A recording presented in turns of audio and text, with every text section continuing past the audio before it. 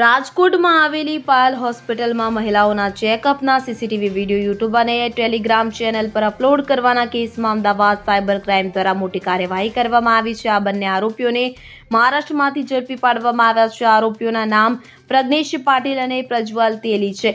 તેમને મહારાષ્ટ્રથી ગુજરાતમાં લાવવાની કાર્યવાહી હાથ ધરવામાં આવી છે. અત્યાર સુધીની તપાસમાં ગુજરાત સહિત 3 રાજ્યોમાંથી આ પ્રકારના કારસ્તાન કરતી ટોળકીઓ સક્રિય હોવાનું સામે આવ્યું છે.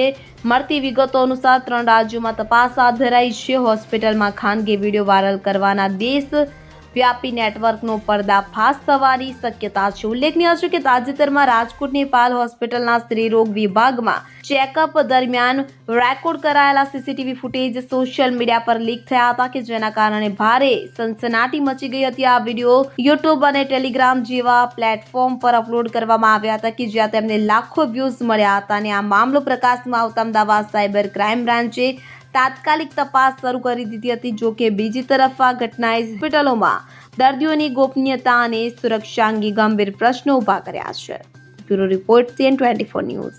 હવે જુઓ દેશ દુનિયાની તમામ ખબરો તમારી આંગળીના ટેરવે.